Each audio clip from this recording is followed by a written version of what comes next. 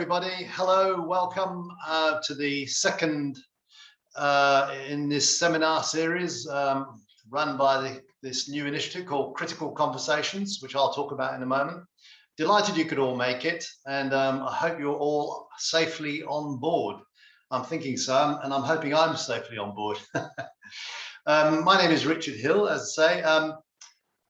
Obviously, first, what I want to kick off with is to acknowledge and pay my respects to the traditional custodians of these lands upon which we reside, and to the elders past, present, and emerging.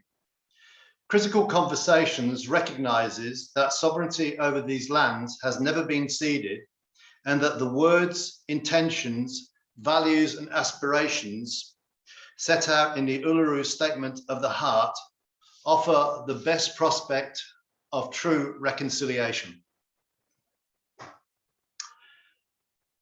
As I say, this is the second in the series. The first, for those of you who saw the first one, that was a very successful event involving Julian Bajani, live from Bristol in England. And the link to that actually is on the Critical Conversations website, as are other links on that website too. The aim of Critical Conversations is quite simple, really. It's to open up a space for serious, considered, and respectful inquiry.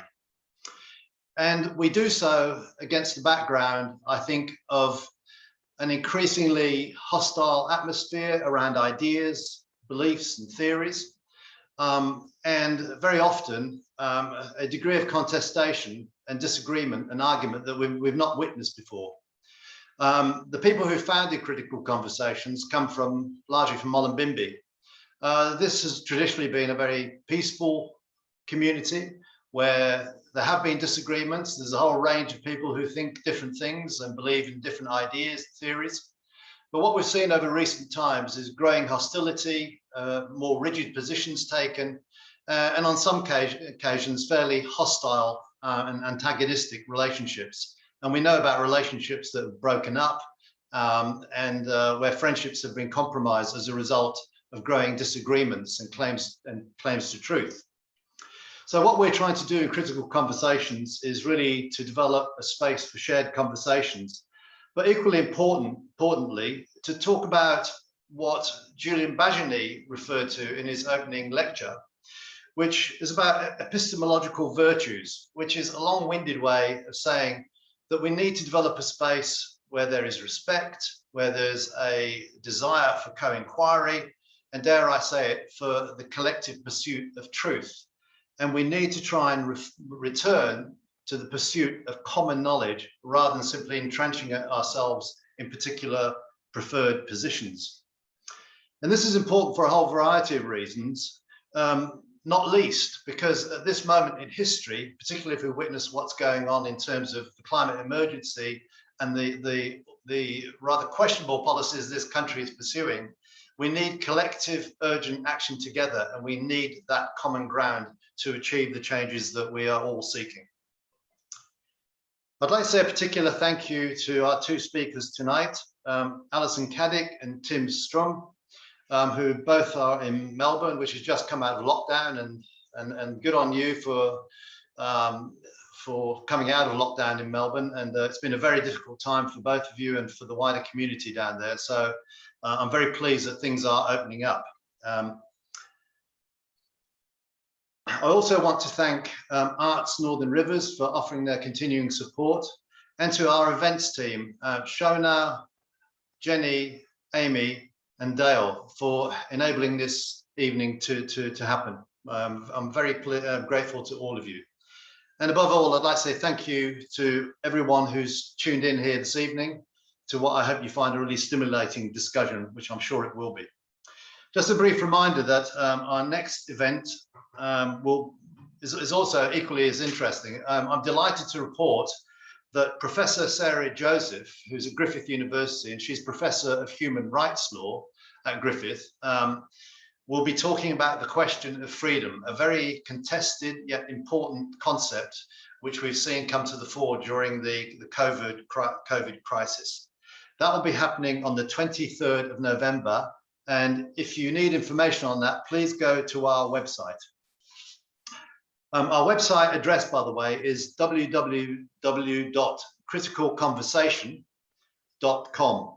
And on that site, you'll find various links to various sites, including a link to the first seminar involving Julian Baginet.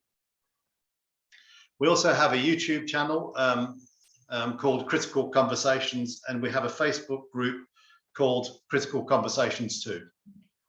So as I say, welcome to this evening. Thank you for participating in, I think, what will be a very important discussion. You'll certainly have an opportunity to raise some questions and comment. And now I'd like to pass over to our MC for this evening, Shona Anderson. Thank you so much.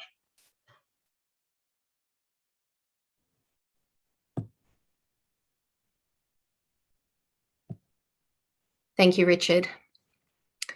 So before we get into the theme of the night and hear from our speakers, I just have a couple of housekeeping items to mention. So after Allison and Timothy finish their presentations, we're going to have a Q&A.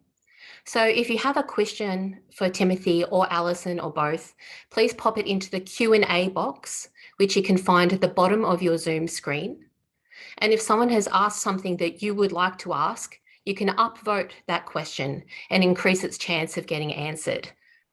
And also, just to create a distinction, if you want to respond to anything that someone has posted in the Q&A, please put that in the chat box and put your response to them there.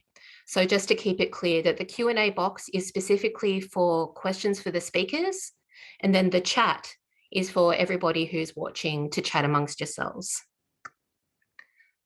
And as we get into our topic tonight, I thought it would be a good idea to have a little bit of context for our current situation and where the concepts we're tackling come from and who has shaped them. So the history of philosophy, as dense and alienating as it can be to read, has never been just about thinking for thinking's sake. It's always been about answering the core questions about human existence and life on this planet.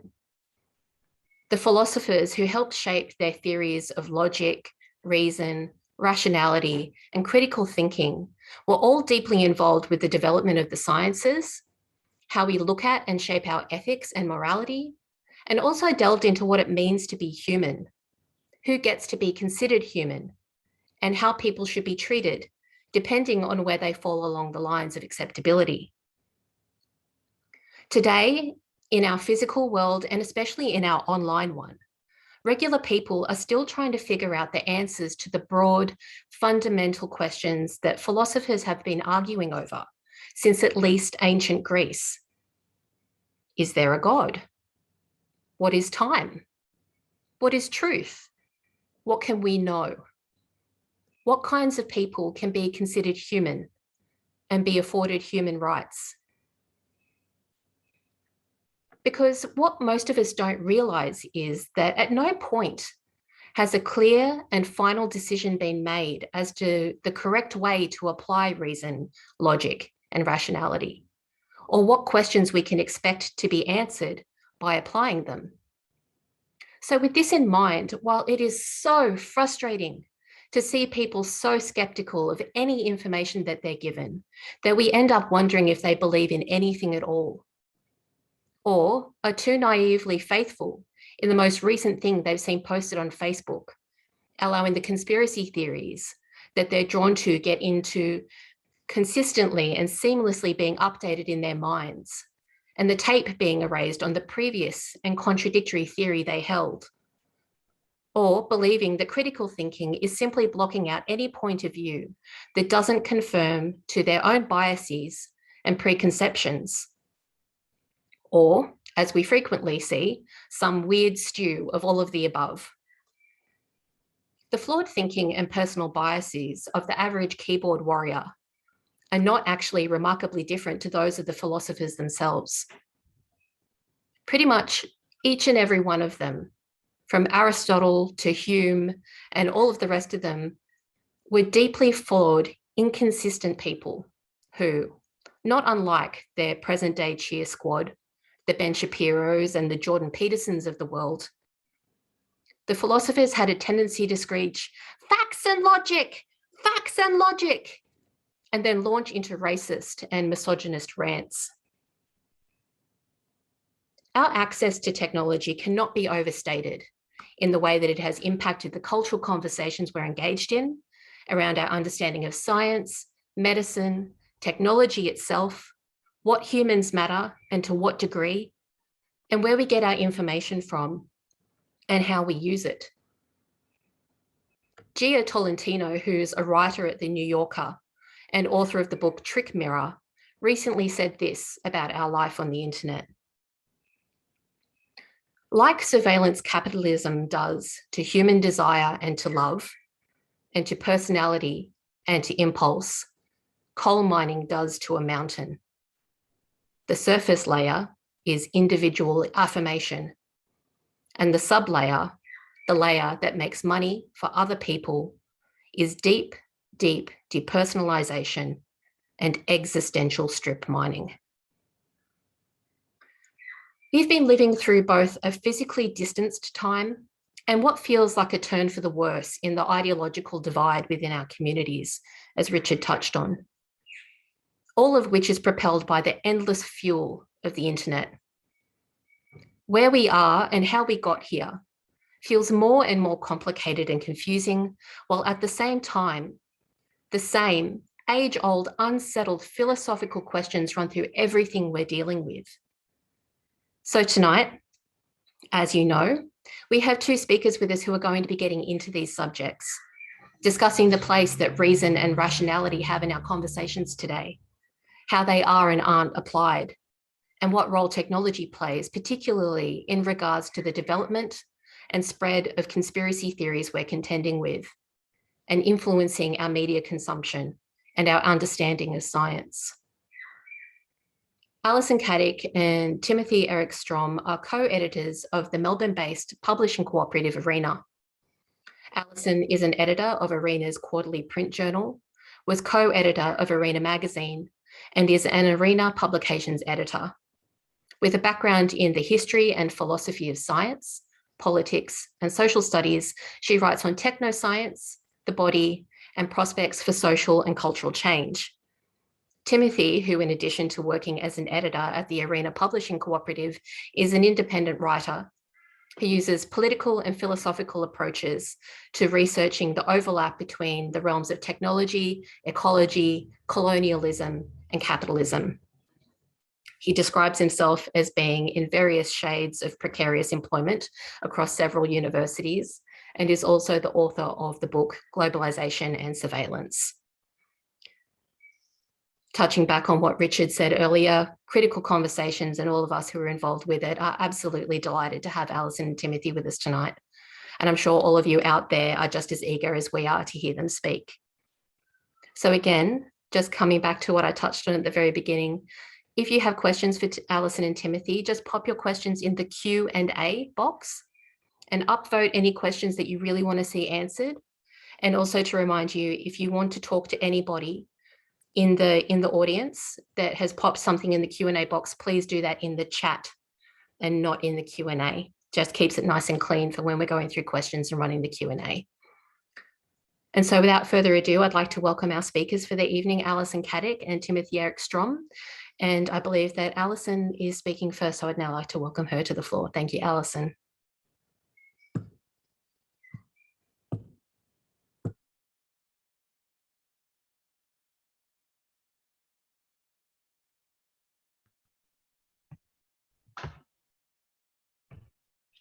Hello, can you hear me?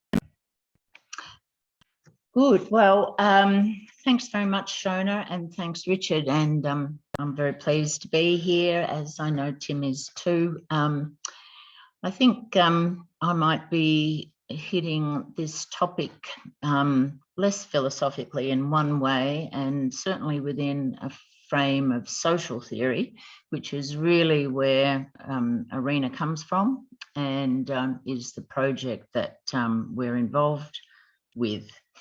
So look, we're speaking each for 15 minutes. That's not very long. The structure of what I'm going to say is that I've got a few questions that are going to lead off. Two of the questions are arising from the terms in the flyer blurb, which I thought were interesting. The next one is to ask exactly that question that both Richard and Shona have raised. Why is conspiracy theory so much an issue today in particular? Then I will talk a little bit about social media, but mainly point to some underlying structures there that tend to shape the nature of subjectivity today, and thereby also point to some of the problems for knowledge that Shona was talking about. Anyway, then I will broaden out again to some larger issues to do with social transformation, and end on a reflection on the state of our universities, which are meant to sit at the pinnacle of rationality, or at least reasoning and good sense, and finish also on science, which is so often set against conspiracy theory as its obverse. So my first question, the flyer says that reason is a tool and asks why it can't be applied reasonably to get at the truth of certain claims or stories, in this case, conspiracy theories. But is reason a tool? Maybe it can be, but it is never just a tool. Reason and reasoning always have a larger social context, and they're always part of a cultural framework. The social question that arises here is, does it matter who is speaking and where they sit within a society of differentiated interests and experiences? Will this positioning affect their reasoning? The cultural question is related, and it is, where does the valuation of reason, even perhaps the sort of logic that we're culturally used to, sit vis-a-vis other possible approaches to experience and modes of thinking? For example, reason typically sits in binary relationship to emotion and to the irrational, both commonly used in descriptions of conspiracy thinking.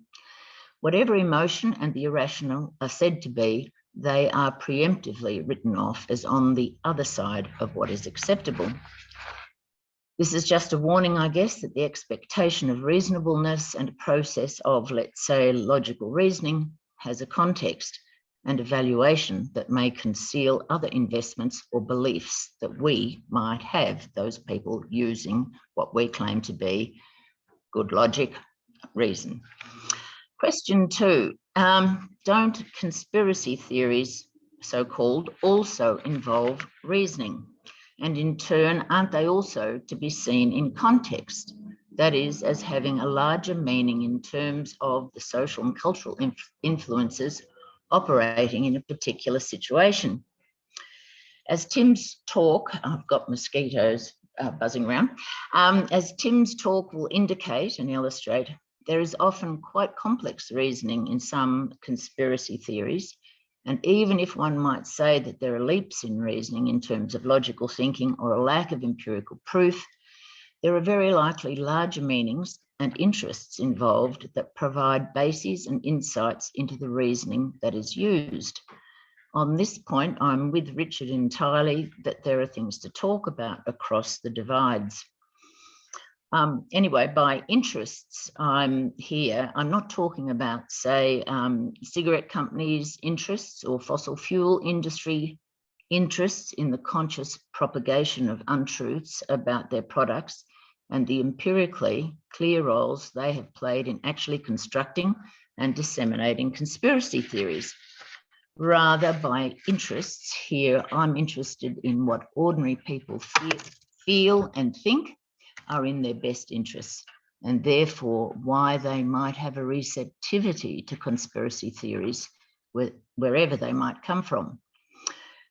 So coal miners in the US who have lost ways of life and identity, the moorings of their identity, are predisposed for reasons of those losses, I believe, and there's some pretty good writing on this too, to latch onto Trump, and prone to following him down various rabbit holes where hope and anger, emotion, can't be easily separated from the situated logic that is employed, including their typical climate change denial. In the so-called anti-vax case, which really is a catch-all phrase, I think, for several different positions, the critical history of big pharma and the lived injuries of biomedical medicine might be drawn on, might even become the basic proposition from which further reasoning about vaccination takes off. Of course, that's another example of a kind of, it may be a situated knowledge, but it might be obviously taking off from certain critical frames, some critical theory frames even. Whether or not it makes all the logical connections one might want it to is another question. Anyway, the way medicine is, the history of modern biomedical medicine here is taken, of course, may be only one way to see medical science. It may not be the best basis from which to start to reason about vaccination. Nevertheless, despite those two caveats, there is a logic involved, and there's plenty of empirical evidence. It's just that that evidence may or not directly be related to the efficacy and safety of COVID vaccines.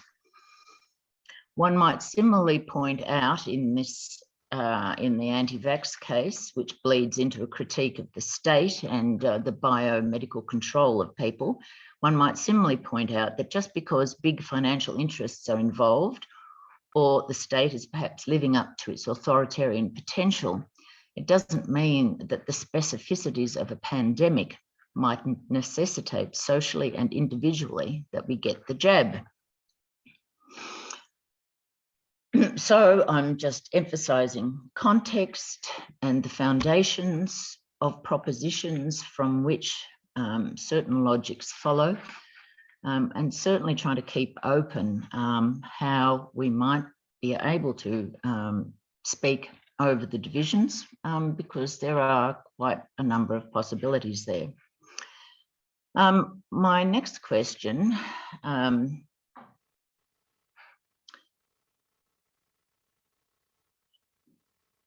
is meant to and will point to a larger context again.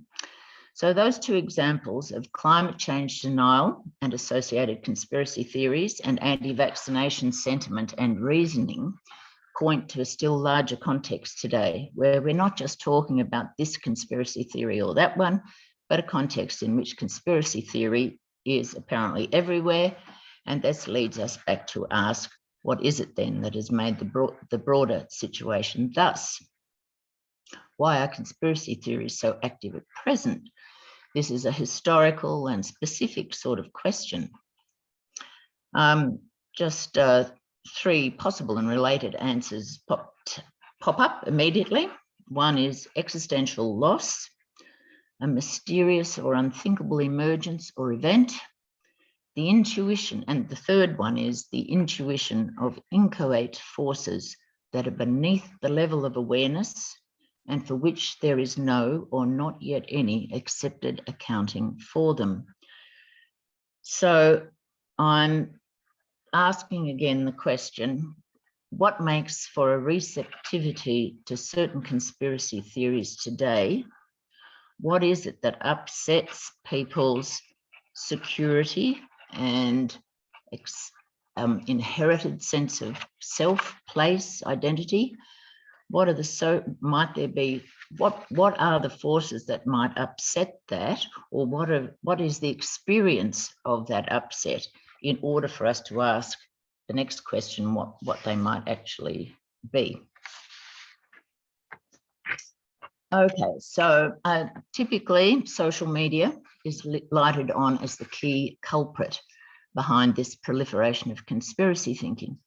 And indeed it is one of the big reasons, but I'm going to call it a structural reason for the rapid dissemination of these theories, conspiracy theories. And this is often in connection with those larger corporate or political interests using social media knowingly to their benefit, or the corporate profits to be made out of making it so easy to engage in the kind of pretty thoughtless attacks that we know are typical on social media.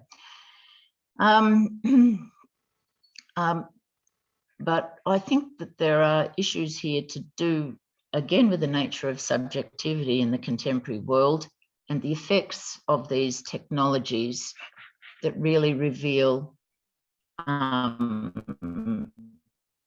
layers of change that we typically don't take into. It works in relation to the person or the individual subject in particular ways. Some of this we know, it's sort of obvious. People are linked into their communities of like, and they are divorced from more universal information sources and influences. This is the echo chamber problem, or one part of it.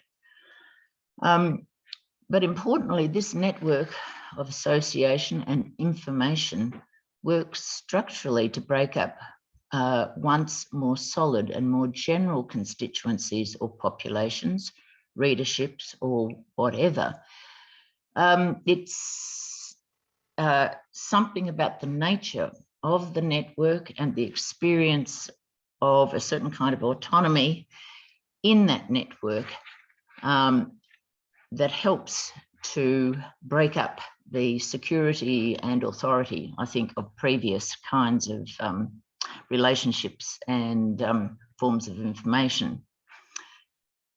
In the academy of the 1980s and 90s, in the humanities, postmodernist critiques of the established institutions led a lot of leading lights to celebrate what they called then, sounding very positive, the micro worlds that computer and internet technologies would facilitate.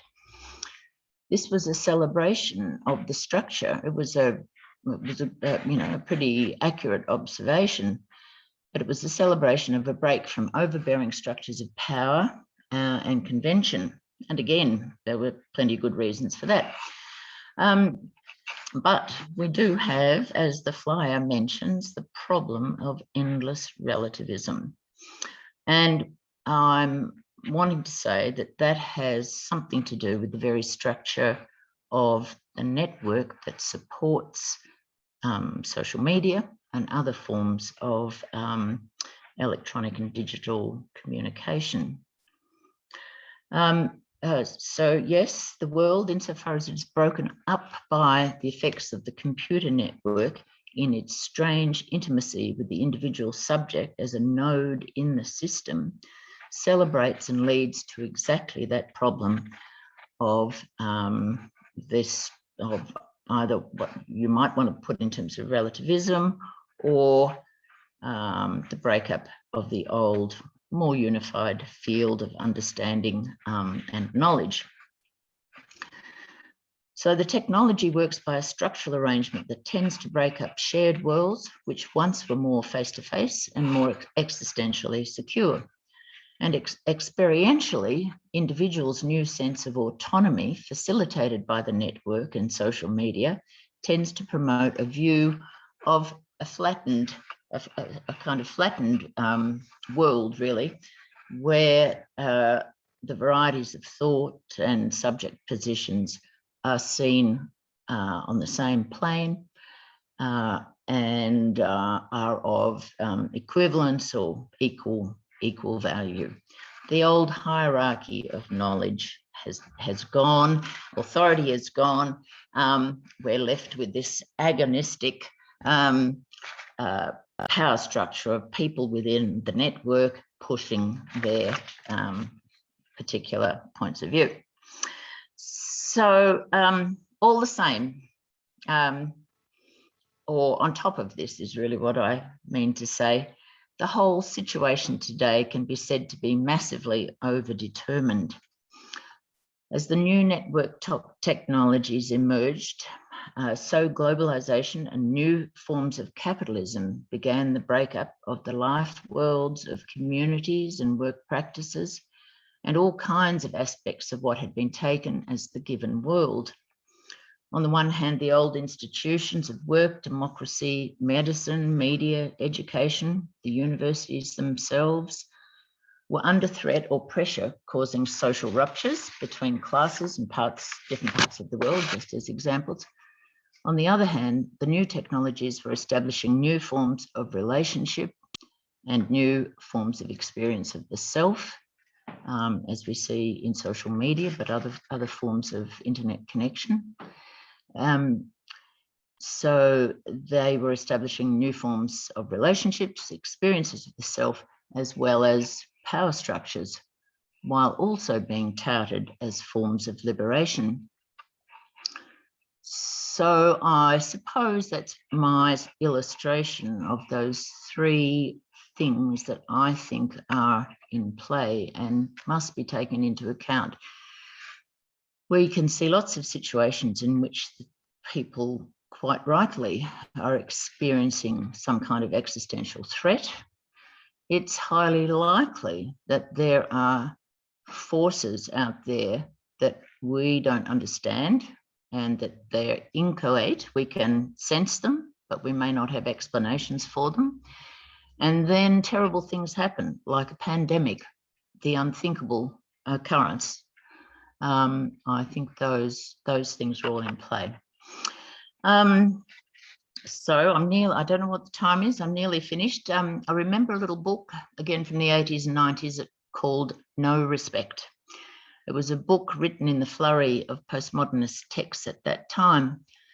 The title suggests a lot of what has come to be.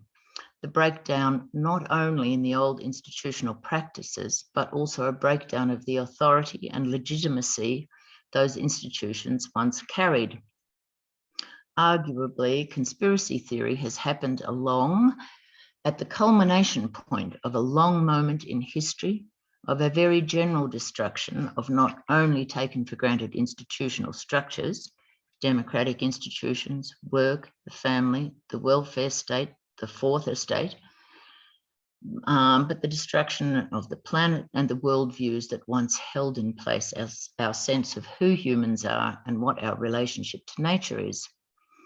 That disrespect, which used to be so celebrated for established authority structures and sources, which was actively propagated, was of course in many cases quite apt, but I think there was considerable slippage between critiquing authority as oppressive power and authority as legitimacy historically and socially achieved. I think that also goes to something that Richard said earlier, that that legitimacy, which we don't seem to have now, we don't have shared legitimacy in relation to these range of things around which there are conspiracy theories. We don't, but we can. That they've always been, the authority and legitimacy of anything in history and human culture has been an historical and social achievement. So now I was just going to finish briefly with a little reflection on the universities and on science, as I mentioned, and then I'll hand over to Tim. So our complex and contradictory universities and the forms of learning, well, of our once complex and contradictory universities, I'm putting value on those two things, meaning that they were vital places with problems, of course, but vital places, especially in the humanities, with many contradicting points of view. That was the point of them. If one were to work towards a collective social frame, that was going to be through the parrying of different points of view in theoretical form or whatever it might be, analysis. And within this, at least for a period, critical theory especially played an especially important role. I don't mean to romanticize this, but there has been a huge shift, as we all know, in terms of what universities are and how they operate. I just have been reading an article in the next issue of Arena Quarterly, actually, on this question, and that author is putting it in terms of a shift from education and the formation of young selves to corporatisation, obviously, and also the export industry of international education. Anyway, they're just some examples. So our complex and contradictory universities and the forms of learning and reasoning that university life and education once implied are a key location for these or those processes of disintegration that I was just talking about in terms of where we've come to. And where we've come to, which I think is marked by the fact of us having such terrible trouble sorting out truth and having a ground on which to argue against something that we could agree was a conspiracy theory.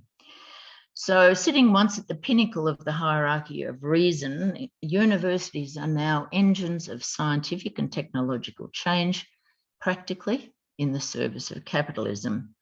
The humanities are completely under attack, where we might still have hoped for a battle of interpretive frameworks, and especially those around which new expressions and structures of legitimacy might form.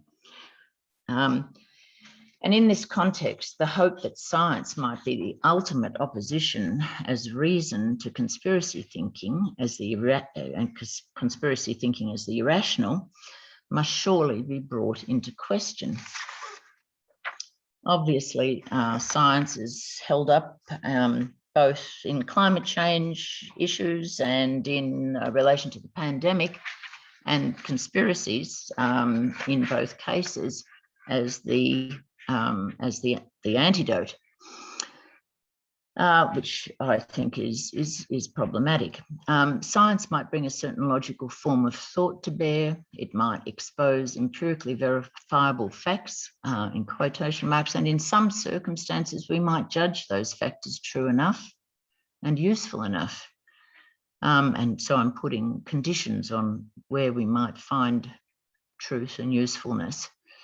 But science as technoscience today is also contributing to a radical destabilising of a social form we once lived by, and just why we should willy-nilly accept its blandishments or reputation is a legitimate critical question that we must ask. Rather than science being the pure authority and carrier of truths that it once was, more or less, we have to accept that there is and has to be a politics of and around science. The binary shouldn't be science versus conspiracy. Science is reason, conspiracy is irrational, as it has been in, as I was saying, both the climate change and vaccination debates.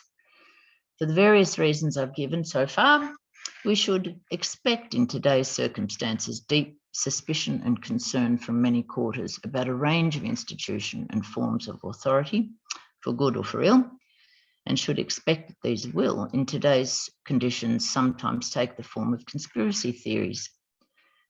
I think that, again, referring back to those three factors, I think that we have to agree that there are forces that are operating that we can't explain fully. We know they're there, but we don't fully know what shape they have, in the sense that we can't be fully sure of how they are reshaping our society. This is not a conspiracy theory. This is a social theory, which is looking to find the conditions by which social relationships emerge and how new social relationships become concretized and fall into place, and then work through their particular forms of legitimacy and authority and so forth. Anyway, I'm going to end there. I suppose the object of all of this has been to say that even if we do find lots of elements of conspiracy theories pretty wacky, even if they don't stand up to certain kinds of forensic analysis, what we should be engaging with is where they come from, and why, what the nature of them is, what the structure of them is, and that might get us over the hurdle of actually talking to people. Thanks.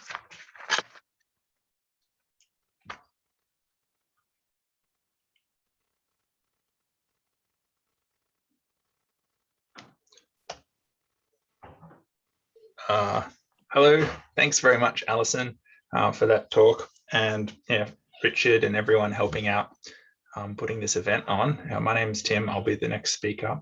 I'm going to try to share a screen because there's an image that I want to share with you, but I'm just doing it via a tablet that I've just plugged in at the last second. So I have exactly a 50-50 chance of getting it right. So we'll see. Anyway, the talk that I'm going to give this evening came out of an article that I published last year in that, which was the 4th issue of Arena Quarterly. Richard read it and thought that it was worth giving, being the basis of a talk. So basically, I'm going to use that article as my little 15-minute allotment tonight, and I think it should build on Allison's pretty well in that it comes from a similar position of critical interpretation, and I want to look at some of the unknown forces and to complexify conspiracy theories instead of simplifying them. So let's hope that I can share my screen appropriately. Screen 2. Beginning.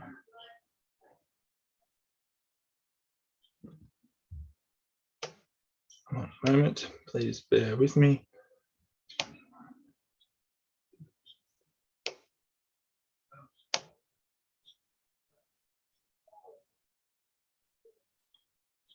Nope. Let's try again.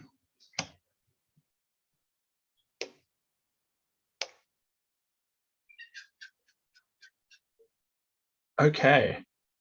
I'm going to assume that that's working and that you can see. Tim, it's not working. Damn it. Thanks. Try it. Why? We had this working before, everyone. If you just have a little patience, Tim will get there. I will get there. We have faith. Okay, is that working? Not yet, no. All right, you know what? Forget about it. I've got a different idea. I will cancel that and just talk. What I had wanted to show you was a black and white photograph of a man that was taken on the 7th of October at Mount Eliza, which is not far away from where I am now, just a bit south of Melbourne. And the man went to one of the Telstra 5G poles and set it on fire. It caused $1 million worth of damage, and he was arrested there afterwards and found to be one of the anti-lockdown protesters, and is accused of, he's accused. These are allegations at the moment. Court will figure it out in January. But I thought it was an interesting one because that's exactly what the article that I was writing about last year, its name was Antennas of Flame, and it was looking at burning 5G towers as part of the 5G conspiracy. And it was a pretty big deal all across last year, and it still remains one. There's been a lot of examples of this all around the world in various ways. And of course, much of the mainstream liberal commentary on the 5G conspiracy, a lot of it consists of basically snide dismissals that blame credulous individuals for their inaccurate beliefs. And of course, there are a lot of inaccurate things about the various 5G conspiracies, absolutely. But simply fact checking them isn't really enough to say something like 5G is a non-ionizing radiation, therefore it can't hurt you. That's not enough. Likewise, another trope that a lot of mainstream liberal commentary falls into is what a friend of mine described nicely as a kind of Will Anderson smug, which is totally unhelpful. If you actually want to, instead of just mock a person, if you actually want to engage with them, you can't come across with this kind of that kind of smugness, because it's just going to burn bridges. And I think that the situation we find ourselves in demands a little bit more. In fact, given how widespread a lot of conspiracies are, myth-busting, fact-checking, these are inadequate, ill-suited to understanding the nature of the problem, let alone formulating a political response to it. So across this talk, I'm going to look at conspiracy theories in a kind of more problematizing light, in that they can have various shades of, false, but knowledge has a variety of social functions, and it's not reducible to a purely rationalistic logic. Perhaps it's more fruitful to examine the conspiracies that drive things like, that would get someone to light a 5G tower on fire. The conspiracies that would drive someone to do that, it's better to speculate about what they mean as a reflection on our present historical conjuncture. That doesn't mean agreeing with all of the claims of conspiracists at all, but it does need to suggest that we need to interpret them in a deeper way to look at the structural crises that are currently afflicting our world. I thought that I would read the first paragraph of my article, because when I was looking at it again, I don't know if I could put it as well as I wrote it then. It says, okay, just for a little visual imaginary, the image that I had wanted to show you here was just of a 5G tower stuck on top of a building in a city. It could be Mullumbimby, it could be Melbourne, it could be pretty much any urban city, rich city in the world. Colonies of increasingly sophisticated antennas have been spreading across host societies, reorganizing the way that people live their lives through encoded electromagnetic radiation. Positioned atop cellular towers, parasitically grafted onto older structures, or raised on high natural formations, these antennas occupy a contradictory place in their high-tech societies. They invisibly enmesh. Considering their prominent positions in and around cities, they are like magico-religious symbols.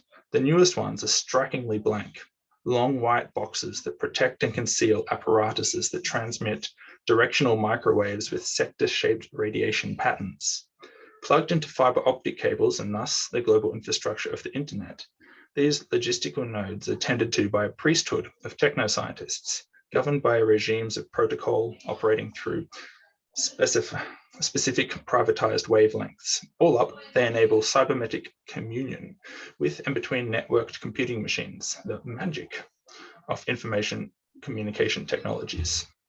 These antennas are hidden in plain sight, just another very poorly understood part of the background of 21st century life. So long as they allow for communion with and through the cybernetic gods, they remain part of an ambient backdrop. These highly visible and simultaneously invisible devices are products of abstract intellectual labor and thus highly unintelligible to most people. So if we're to actually think through the materiality of what 5G infrastructure is, what it means, which is part of the tradition of which I'm speaking from, I think it's an important thing to do. We have to look critically at the network computing machines that form it up. For 5G, one of the things that it does is it transmits far larger amounts of data can flow to a phone and all around the world. And as such, it emits much more intense electromagnetic frequencies and much higher data flows, and a lot more processing power is needed all along the way. And all of this requires huge amounts of electricity. And most of this just isn't your phone's battery going down faster, although it'll be that too.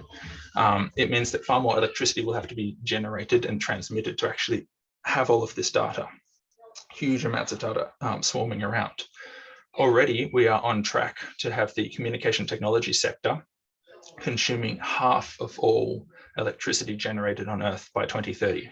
So half of all electricity is just for computing machines by 2030. And it's probably we're going to go even higher than that, given how rapid a lot of these changes are. One fact captures this quite nicely, I think. Streaming 1 hour of high definition video consumes the same amount of energy as running a refrigerator for 2 weeks, which is a pretty jarring fact if you consider the vast amount of on-demand visual data being streamed all around the world at the moment, and then try to think through its ecological implications. They're massive, because of course a lot of it goes through the cloud, or such vacuous metaphors. Indeed, right now, of course, we're speaking via Zoom. That means that for my image or audio to be sent to you, it has to be encoded, transmitted through a series of wireless and wireless cables and fiber optic cables, probably to a data center, very possibly on the other side of the planet, where Zoom as a company will be grooming over this data with voice recognition that can provide closed caption titles below it, facial recognition, sentiment analysis. All sorts of things are being mined from what I'm saying right now and compiled by a very powerful corporate entity for purposes largely unknown. Likewise, when it gets uploaded to YouTube, the same thing will happen there, all for our live or real-time or on-demand watching / listening pleasure. Now, this whole infrastructure, of course, is very short-lived. It's all been designed according to the principles of planned obsolescence. And that leads to a booming and pretty hideous e-waste industry, which is highly colonial. The wastefulness of that system is as grotesque as it is narrowly profitable. The toxins that leach out of decomposing computers and go into food chains, accumulate in the bodies of the poorest of the poor. They manifest in cancers and birth defects and all sorts of quite ghastly things. Anyway, to sum up that line of argument, suffice to say 5G will undoubtedly mean far more data will be moved all around the world. Hence, more energy will be burned, far more pollutants will be released, far more technologies fabricated in toxic and exploitative conditions, far more rare earth mining undertaken, and much more e-waste exported to the poorest corners of the world. There's a grim irony here in that we live in a moment when there has never been a more compelling argument to consume less, to lead less energy-intensive lives, and yet here we are again at the beginning of vastly expanded energy usage. So amid collapsing ecosystems and roiling social decay and fragmented consciousness and all of the other things that plague our moment, our historic moment, the captains of industry maintain that we must press on in the long march towards some kind of glorious future. And this is framed as an inevitable development, and it's championed not only by techno-utopians, which can be all different political shades, from free marketeers through techno-fascists or liberal centre-lefts, or the fully automated luxury communists, or academic celebrants of post-humanism, or all sorts. Basically, it's one of the most dominant assumptions of our time, and it's massively problematic. The idea that technological expansion and economic growth must have continued, will continue, is inevitable. That is the goal of society. This is a hugely fraught area. Despite their various political differences and that the grouping that I just put above, they all envision lifestyles of increasing technological mastery, infinite on-demand consumption, and disembodied integration. They all promoted through mantras of efficiency or convenience or connectivity and other such buzzwords. They're increasingly separated for any kind of social or ecological grounding. And of course, a lot of that is bound up with the concept of reason, which of course is not an automatic ethical good, but something more complex. Yet, while some of the most powerful actors on the planet push for these kinds of futures, not everyone is thrilled. Of course, the image that I had wanted to start this with was of a burning 5G tower. And it's quite a striking image, a burning antenna.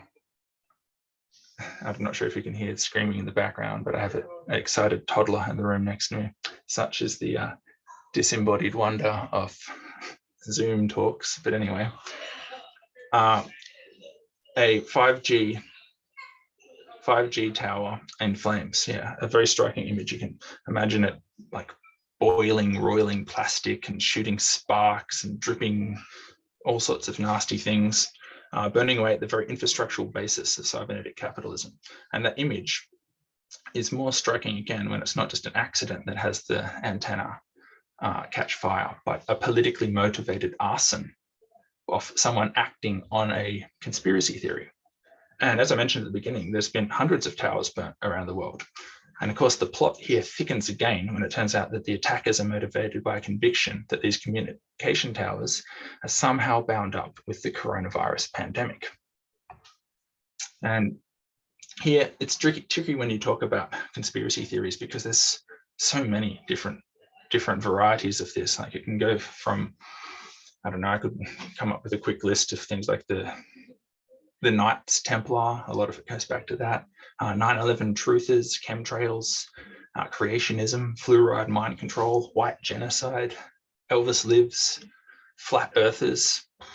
There's so many different ones, and there's a huge variety within it. There's mixes of benign to vile, often elements of the occult or the paranoid, the plausible, the actual, stitched together, sometimes with heroic levels of cognitive dissonance, yet sometimes, and importantly, containing kernels of truth. Allison mentioned sometimes that some conspiracies draw on this kind of an understood, yet processed or rationalized feeling and intuition that things are a bit off. And there's also a lot of difference between the relative power of the people championing various conspiracies. Say, the conspiracy theory that climate change is a hoax that has been accepted by many of the world's most powerful states and corporations. I can think of a certain prime minister with their pet lump of coal and the planet burning consequences that spin from that. But basically, conspiracy theory, for it to work, to have legs, to function, it requires a degree of plausibility. And that may well reflect increasingly large void that separates the everyday experience of how we live our lives with what counts as real or true from our technologically, scientifically reorganized world. A lot of people are intuitively disturbed by the developments and can find explanatory power in conspiracy theories as a way to make sense of our chaotic world. To zoom in on the probably dominant 5G conspiracy theory, is because there's so many different varieties of it, but the dominant one, it basically claims that the COVID pandemic is part of a global elite strategy personified in the person of Bill Gates to roll out compulsory vaccinations that contain tracking microchips that can be activated via 5G technology. That's it in a sentence. And that formulation is quite interesting in that it draws on actual, plausible distortions and falsity, and they're all woven together in a quite a potent combination. And it's found many, many adherents and sympathizers. And I think it's worth taking it seriously in order to think through its constitutive elements, medical science, inequality, surveillance, cybernetic technology, and to think through its social context on a number of levels. Inequality is obviously a massive one. I think you can make a very strong empirical argument that since the beginning of the COVID-19 pandemic, we have experienced the single largest transfer in wealth in human history, with it being accumulated at the top in mind-blowing, absolutely grotesque concentrations. Bill Gates stands in for this in the 5G conspiracies as a personification of this. Gates hasn't, he stood down as the CEO for Microsoft decade, like back in the early 2000s. But since the global financial crisis, I think his wealth has doubled or almost tripled, even though he hasn't actually been working per se. This sense of massive inequality is really, really important to weave in, and a lot of conspiracy theories touch on it in one way or another. And it's fundamental. So a lot of people who are disturbed by such things can actually be describing inequality in various ways, but without necessarily putting it explicitly. Another part would be the techno-medical part of it. For instance, if we look into the injecting microchips claims, that's part of the 5G conspiracy. By coincidence, at pretty much the same time that coronavirus is spreading in Wuhan in December of 2019, a team of techno-scientists at MIT published their findings from a research that was made possible via a grant from the Bill and Melinda Gates Foundation. They were researching a thing that they called quantum dots, which was a kind of injectable nanocrystal that remains invisible under the skin, but infrared light will make it detectable by a specially equipped smartphone. And in this experiment, they succeeded in getting crystals to glow in the bodies of rats and being able to read it with a smartphone. And then they envisioned that it would be possible to use these invisible tattoo kind of things, like techno tattoos, basically, as a kind of biomedical metric for keeping people's vaccination records in the global south. This actual piece of research became a key element in the 5G COVID conspiracy. The scientists themselves were completely perplexed, saying, but there's no microchips at all. Our quantum dots, they don't connect to 5G. We tried to bring up this technology to help poor people receive better health treatments. And Gates himself just dismisses all of the conspiracies as just being so stupid, and most mainstream commentary, or pretty much all mainstream commentary, follows suit. Notwithstanding the distinction between a 5G-enabled tracking microchip implant and injectable quantum dots that emit a smartphone-readable infrared light, because these are very different things, the fact that the conspiracy on this level is empirically wrong, is false. That's not how it is. But it does correctly characterize some of the key aspects of the present conjuncture. We have a billionaire representative of cybernetic capitalism funding privatized research to develop technoscientific tools that can better surveil the bodies of the poor. That is very accurate in ways that liberal commentators simply can't understand. One unreflective limitation of the 5G conspiracy theory, though, is its uncomfortable fact that one doesn't need to invent a fictional injectable microchip to have a full-blown surveillance society. Indeed, we already have one. The smart technologies that increasingly enmesh our lives have done that without needing to pierce the skin. Network computing machines and the whole cybernetic apparatus of real-time GPS location awareness, voice recognition, sentiment analysis, algorithms, targeted advertising, so on and so forth, predictive policing, you name it.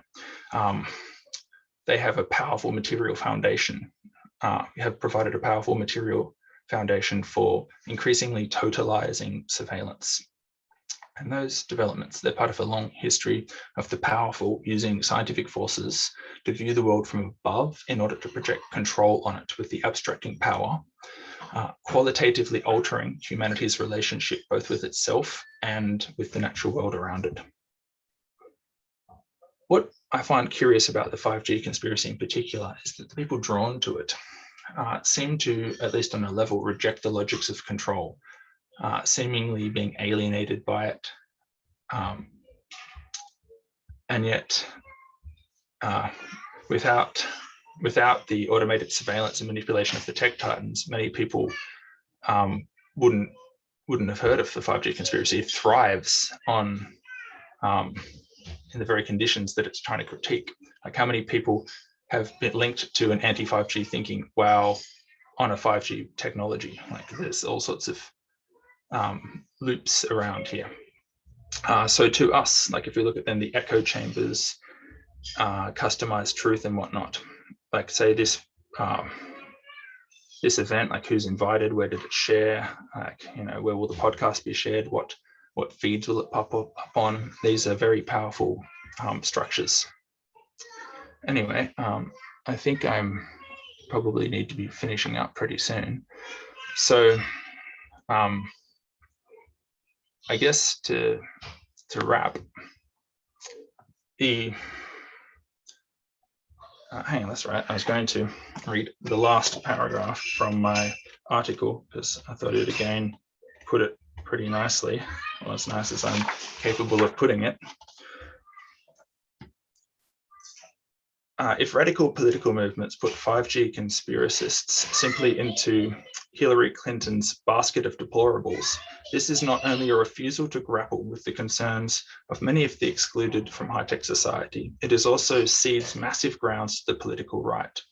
The attraction of conspiracies is likely to grow as more jobs are lost to high technology, more of everyday life is colonized by surveilling entertainment media, critical education and journalism continue to be suffocated, and inequality increases. These pressures will likely increase the gap between those comfortable with abstracted life and those disturbed by its extreme ungrounding. Sneering at people's inaccurate beliefs comes from a misplaced sense of superiority, social and intellectual, focusing erroneously on the content of conspiracy claims while ignoring the social form that have set them on their course. The political impasse today demands engaging with those drawn to subversive conspiracies to push them further in their critique and understanding, to organize resistance. This should be done through asking fundamental social questions such as, how do capitalism and the technosciences shape one another? How do they older forms of life? How do they undo older forms of life and consciousness? How do we move towards a less wasteful and fairer set of relations than the present planet-burning catastrophe? The answer to these will not be found in conspiracies, but rather it will be worked out through multidimensional critique and struggles and ways to radically remake society in more cooperative ways. Thank you.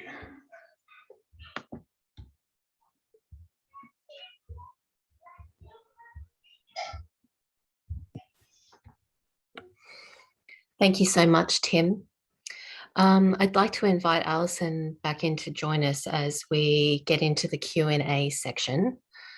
So Allison, if you want to pop your camera back on and unmute. Yep. Hi. So thank you so much, both of you, for what you've offered with us tonight. Before we get into questions, I'll just do a quick shout out to those of us who are tuning in to watch. If you have a question for Timothy or Allison or both of them, please pop it in the Q&A now, and we will hopefully get to your question. So we have a question, we do have a question here from someone who's viewing, but if you will indulge me, I do have a couple of questions of my own. So maybe we can start with a couple of those if I can be so bold. So there was so much that we could talk about. I feel like we could have a whole nother discussion just going through all of the things that you touched on. It was so rich and you brought up so many amazing things. But I just wanted to start with something that Allison touched on, and when she was talking about the universities and the ways in which that the humanities and the liberal arts have been defunded and devalued, and the rise of STEM as important, and science, technology, medicine, etc., as important as it is, the idea that there used to be something of a balance between the two, and the idea of a liberal education used to be something that was broadly valued, and having people have a broad understanding and access to the historical resources of the world to be able to inform how they assimilate information. It feels like that's being devalued. And while we've had this extremely fragmented internet life come up in its place, where it feels like in a similar sort of way that charity is coming in to counterbalance a lot of the damage that's being done by the effects of the effects of climate change and all this sort of stuff. It feels like internet communities are trying to plug up all of the holes that's been left by the damage that's been done to our educational system. And I was just wondering how you feel that we could go about trying to create a more cohesive sort of educational system, assuming that the universities are not going to reduce their decision to move in this more capitalistic STEM directed manner. Well, Tim might have some things to say here too, but I think the STEM example is a great one. And part of why it's a good one is that people in the arts have been reduced, or the humanities, but the humanities are basically forgotten, but the arts can still fulfill a function.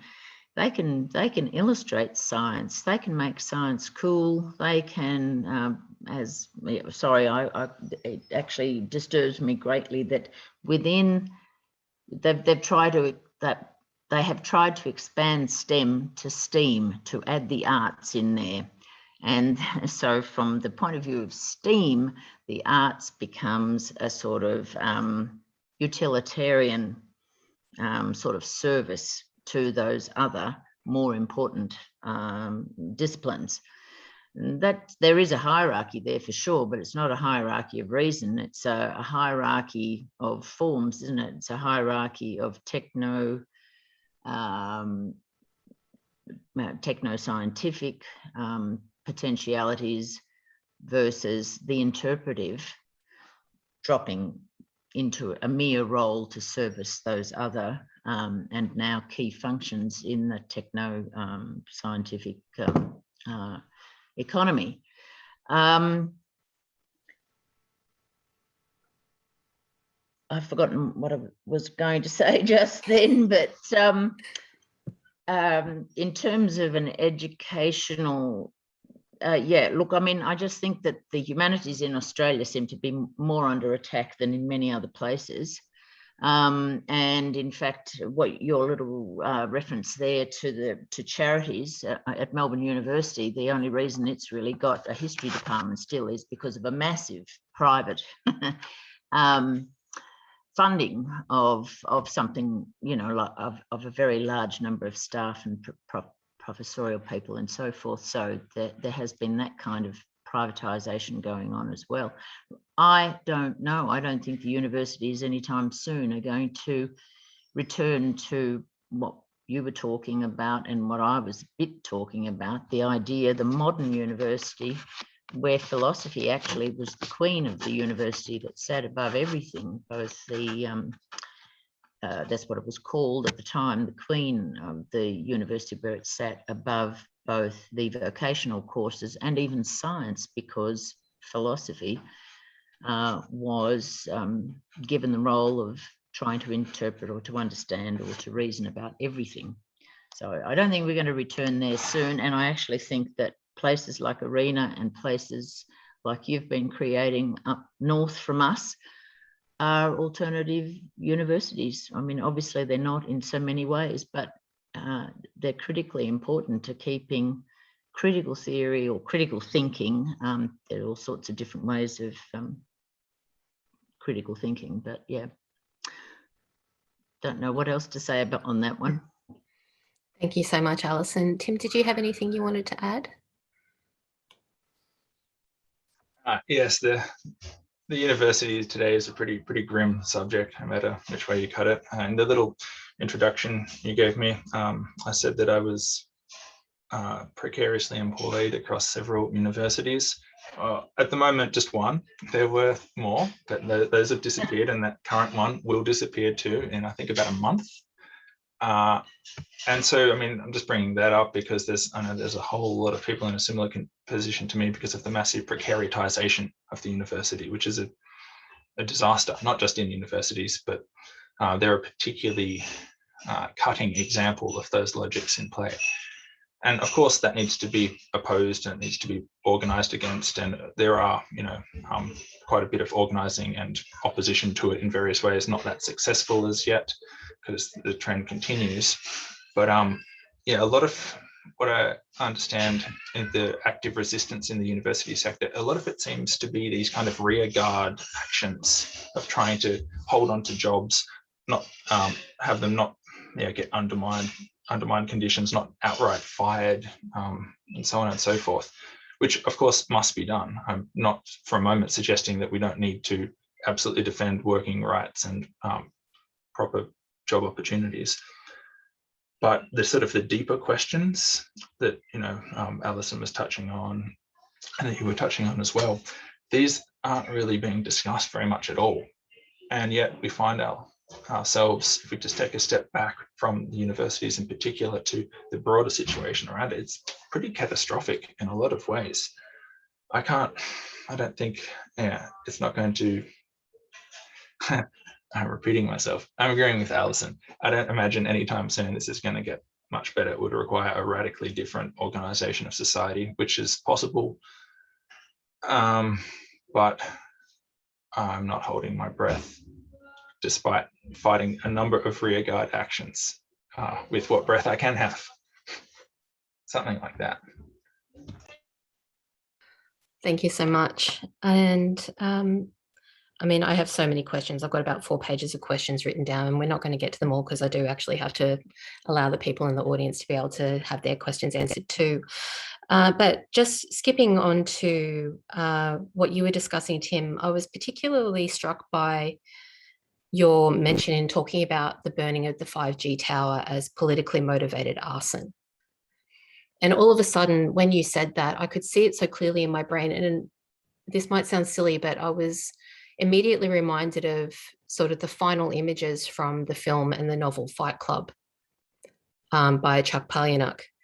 And that was a film that I enjoyed very much in my earlier years when it came out. And I think a lot of people obviously found it quite incendiary at the time and rallied around the idea of being against, you know, against the government, against the status quo, and trying to burn it all down.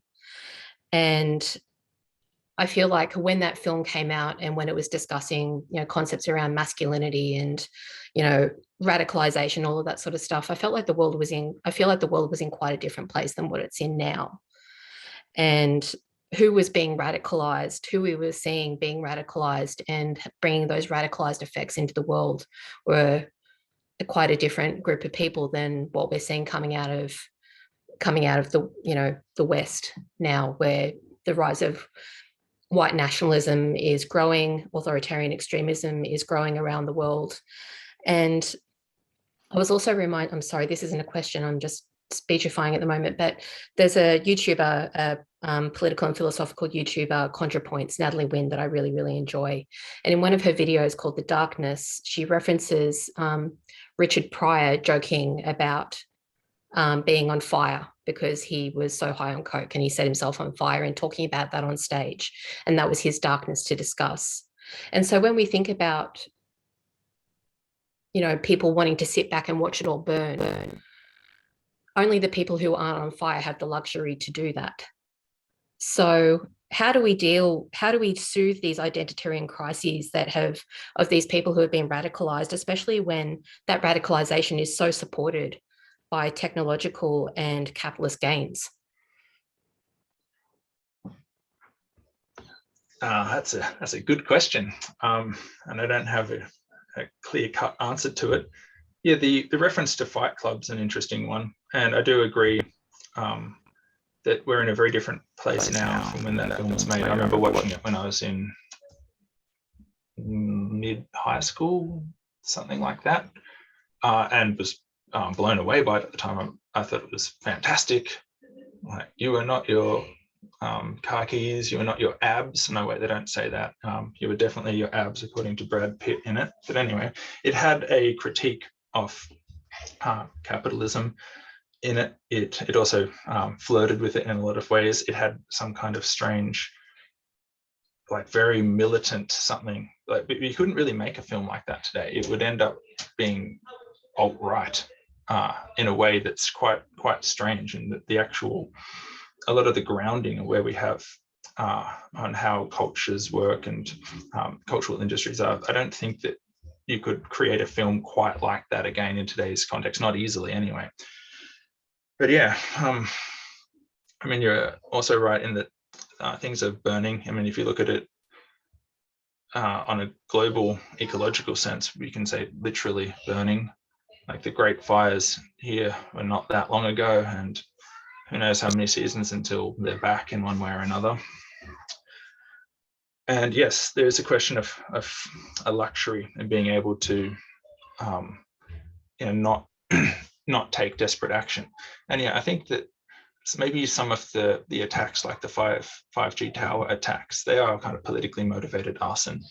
Perhaps not that distinct from older acts of sabotage or even Luddite style breaking of tools. I mean, it's a completely different order because we're talking about high-tech techno-capitalism as opposed to like 19th century machines and whatnot. But there's a similar kind of impulse in it. How that could be could avoid a lot of the problematic aspects of it. I suppose one way would just be to have more mainstream attention actually to the underlying structural problems that we have. Like that needs to be looked at and grappled with very firmly. Like political parties who claim to be of the left, whatever they imagine that means, whatever anyone imagine that means these days, it's a complicated question. But for one, they should actually be trying to offer something different, something other than where we are right now. I mean, it seems to me that the Australian Labor Party is at the moment trying to make itself basically on a federal level, basically identical to the opposition. Oh, sorry, they're the opposition to the government. They're trying to be the same thing, but slightly watered down. And yet there seems to me to be a huge appetite for significant change that's just not being met. And that can then find all of these kind of inarticulate, quite dark, nasty reactionary forces can and do grab onto that, in part because a lot of the sort of left was so bound up with questions of, well, what's often put under the heading neoliberalism and whatnot, have forfeited the ability to actually think through a different organization of society. And therefore people who have created openings, and also not looking at the ungrounding of social relations and the techno-scientific power to create really deep and insidious alienation in a lot of things. It's created and fermented a lot of the conditions for this. So I guess we just need to spend more time actually thinking these things through, actually trying to propose different policies, different like practice, different engaged political actions.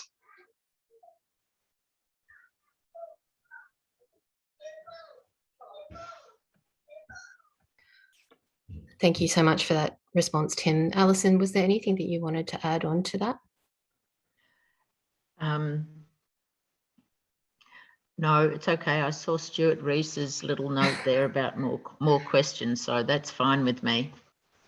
Okay, well, with no further ado, we will turn our attention to Stuart Reese's question. So Stuart's question is why give so much attention to conspiracy theorists? You don't have to dismiss them, simply take less notice and address issues that so affect human rights and life chances. Well, I will answer that one. Stuart, hello there. I think the whole point is that really that Tim and I are saying that it means something. It may not mean what they say it means, but it means something. And this is why in the interpretive humanities and the capacity to stand back and look at social transformations and ask big questions about it, to interpret it, is so important. I mean, obviously some conspiracy theory is very dark, goes in very dark directions, is incredibly dangerous, but wouldn't you do anything for Nazi Germany or fascism not to arise? Wouldn't you do anything? Wouldn't you speak to people across the divides? Wouldn't you try to make that difference? Isn't that what we should be doing? And part of that is to take people seriously. You can disagree with their arguments. You can point to a lack of reason if we're going to say that. But on the other hand, you can be sympathetic to why they might be receptive to them. In our next issue, we're going to have this really fascinating article about conspiracy theories affecting vaccination rates in the Northern Territory. And I mean, are you going to say that we shouldn't listen or try to understand why Aboriginal communities have gone in large part or in quite large numbers, so it would seem, or at least some have, in the direction of vaccine hesitancy because they believe conspiracy theories, or they're receptive in one way or another to the conspiracy theories that are being fed to them. So yes, there's power. Certainly evangelical churches, God knows what their connections are behind some of it. but why pay attention to it in the first place? Anyway, that's just an example, but I actually think it's vitally important at this point in time if it's not to take an incredibly ugly turn. Thank you so much for that response, Allison. Tim, would you like to add anything on to what Allison said? I mean, I agree with Allison, and I guess the only thing to add on to it is, I suppose it's not just we have to take these concerns seriously, to think them through, and then to try to find the underlying structures and why they resonate so much. I think that's important to do. Of course, it's not only to do that. We also have to do a whole lot of other things too. And I don't want to devote my life to trying to understand conspiracy theories in and of themselves. So I don't think that we should only do that. And they are a real hot buzz topic at the moment. I mean, I've noticed particularly over the last year, the amount of articles and discussions on it has gone up massively because the conspiracy theories have gone up massively. So I guess they're important to try to understand as one of the forces in the world today, important to try to get a better grip of where we are now, what's actually going on, and the kind of, I suppose, what Allison said in the initial part, responding to some of the existential or almost subconscious disturbs, like the intuitions that are there. Some of them are very grim, but others, such as many parts of the 5G conspiracy, are actually pretty spot on in their critiques of a number of different parts of society, even if empirically wrong. Like the intuition is there, and it actually can make sense not only of why people are drawn to it, but also if we then follow those critiques and think, okay, what could be done otherwise? How could that be countered other than just saying you're wrong? Then we need to think it through. But of course, not only that, we also have to do a lot of other things too. There's a lot of work to be done, put it that way. There definitely is. There definitely is. So yeah, thank you so much for that. We'll now go on to Wayne Eaton's question. And it's again on the concept of conspiracy theories. And Wayne says, while all these conspiracy theories may differ in terms of content, is there any similarity in underlying logical structure that might be identified? I'm thinking in terms of formal and informal fallacies, and perhaps even touching on Popper's notion of falsifiability. Who wants to take that one first? I'll say something. I would say that it's almost as if there's metaphorical thinking going on. And yeah, falsifiability, you could bring that to bear, but I really don't think it's what's called for in, well, it depends what one's aim is, I suppose. If it is to talk to people across the divide and to understand that something might come out of that socially and for the future and for a better future, and to guard against the darkness of the conspiracy theory potential, then you might want to point out that something's incorrect, as Tim has with the example of the quantum chip, the quantum dot versus the 5G chip. That that's a great example. You could clearly point out that they're not the same thing, and they can only do this and they can't do that. They might be bad, but they're not bad for the reasons that you're talking about. You might be able to point all of that out. But there's still the question of why people are receptive. What is it about their social conditions? What is it about the history of Aboriginal people that would make them prone to believing that this example of state benevolence is going to be different from past experiences of state benevolence? So I do think it's an interesting question, not so much the one about falsifiability, but the question of what mode of thought is involved. I do think that's that's a question worth following up, but it might not be that important to the final issue of how do you talk to people. I'm not sure. I don't know if that made sense, but I do think there is something, even you, sorry, Shona, when you started talking about burning flames, Fight Club, you know, that is a way of connecting scenes and aspects and interesting things, but it's not the sort of logical hierarchical forms of propositional thought that is being referred to by this questioner. Yeah. Thanks, Alison. And Tim, did you want to add anything on? I guess just to add half a point, I suppose this is such a huge diversity of conspiracy theories that it would be very difficult to come at a generalizing structure for it. I mean, if you compare like Elvis Lives to, I don't know, a number of the other ones that we've touched on tonight, I think it would be very difficult in a formal kind of way to map that out. But I guess, yeah, the question of their form is important. One thing that is touched on a decent amount in mainstream commentary is the form. Possums in the roof. Okay, there's all sorts of great distractions here.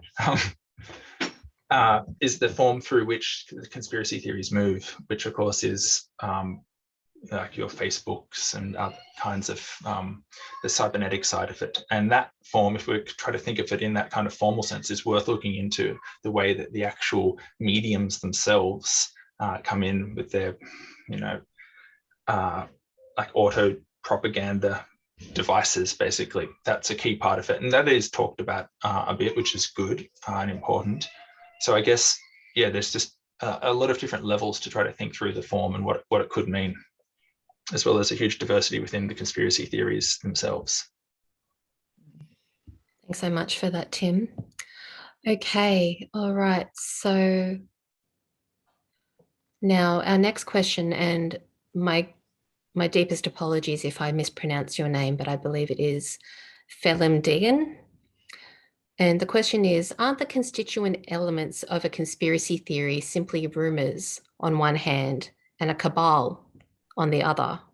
Moreover, cabals can propagate crazy rumors to confuse and obfuscate.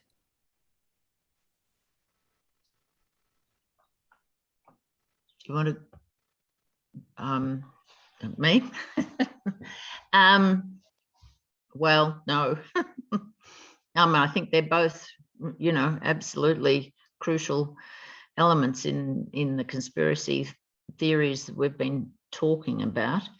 But I don't think I doubt that there's a cabal involved in some of the theory, in some conspiracy theories. Yes. Climate change denialism and conspiracies, there's a cabal, and that's where there's a real conspiracy happening. I mean, there are so many ironies in all of this, but I can't see why there would be a cabal involved, for instance, in anti-vaccination conspiracy theories, for instance. I don't think that's, anyway, no.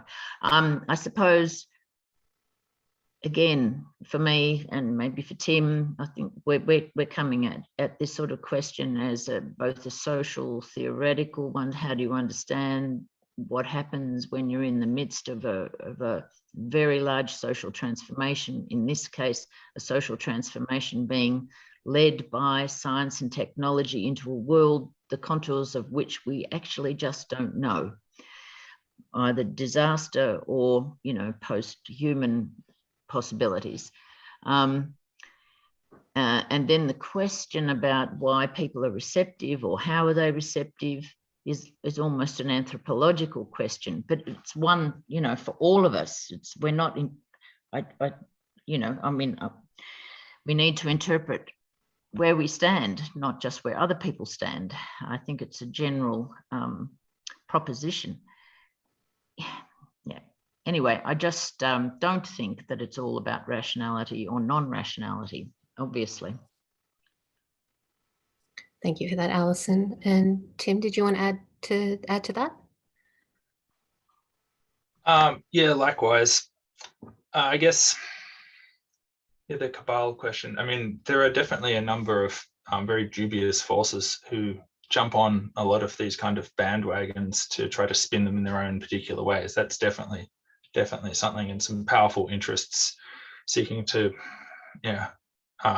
conduct all sorts of manipulation projects. That's definitely a thing, undoubtedly.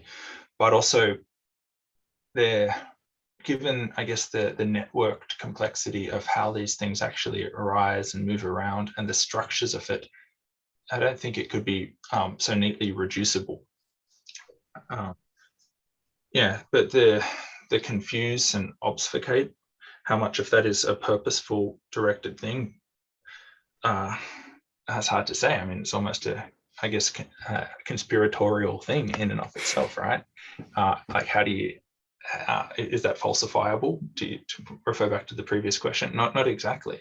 Obviously, I think it's obvious anyway that a lot of the present predicament does confuse and obfuscate. I think all of us, if we're being honest, are confused in a number of ways about the world that we found ourselves in. If you're not, then maybe we need to think about it a bit more, because it's pretty confusing. But we also have to strive not to be confused, in that we have to, think, reflect, question, be critical, all of the things that seminars like this are trying to do.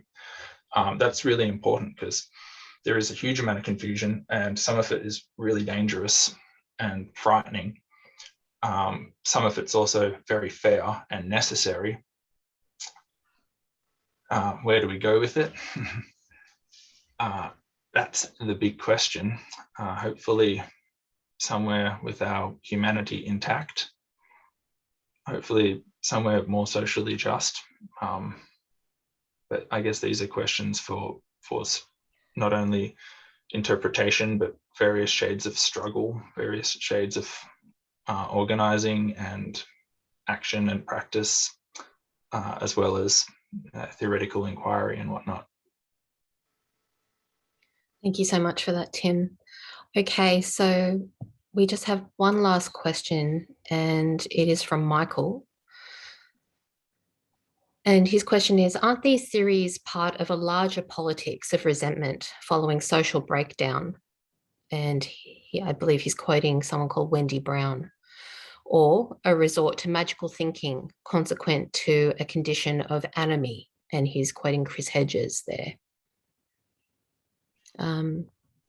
Who would like to jump into that one first? Well, the resentment part is the dangerous part, and the resentment part is indeed about the collapse of, but I don't think resentment is necessarily the best way to think about it. Resentment may be a component. Anyway, resentment, yes, is a dangerous emotion. That you don't have what other people seem to have, and why shouldn't you, is obviously very destabilizing in and of itself. But I don't think that is the same as being destabilized existentially by the ground of your assumed, it might only be historically achieved identity, i.e., the coal miners in the US, as an example. That I think we have to be much more open to understanding that people's lives are, and sense of selves are, deeply threatened. It's not just that they want what other people seem to have and they no longer do. It's that people are, shaken up. Their constituted self is undergoing a shock. I don't think all the conspiracy theory people out there, and some of the really horrible, seeming really violent, versions of this tending in the direction of very nasty right-wing stuff, I'm not talking about them. Yeah, I just think we have to move past seeing that it's potentially only resentment. Thanks for that, Alison. And Tim, did you want to add anything onto that?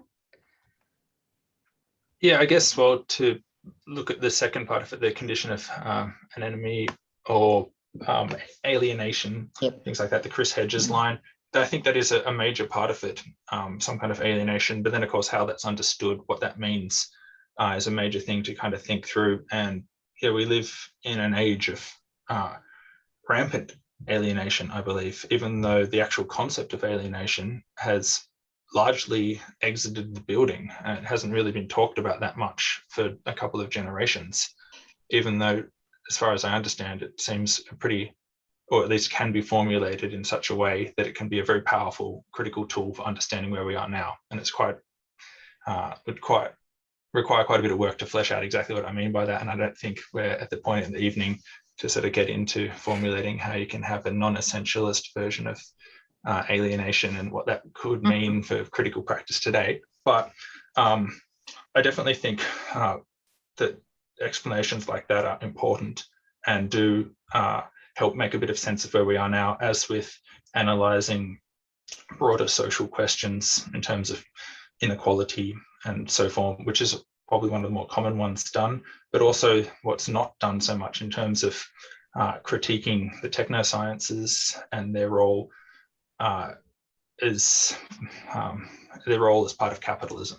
That is a key thing that I think is not looked at enough and can structurally produce a number of the problems that we have now, or exacerbate them in pretty serious ways. Thank you so much for that, Tim.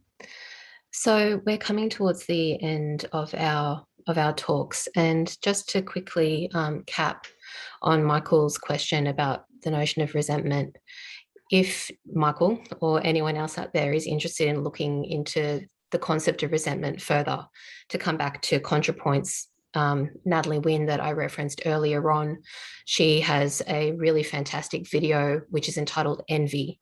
And she breaks down the concept of envy and how it differs from jealousy, and also does quite a thorough deconstruction of Nietzsche's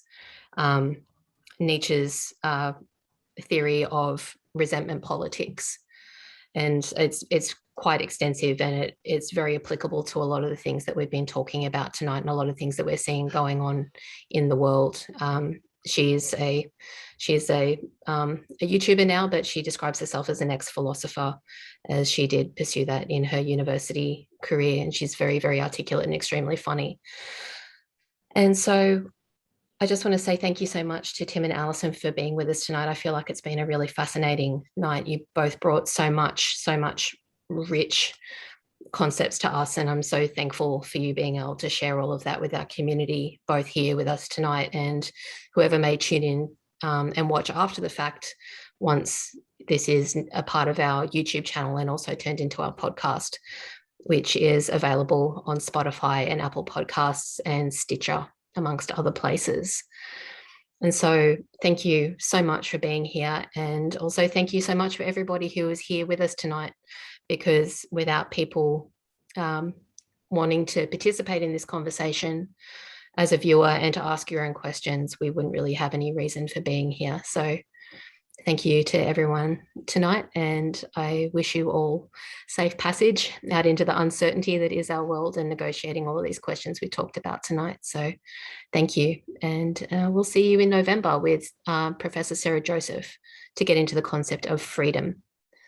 Thank you, everyone. Good night.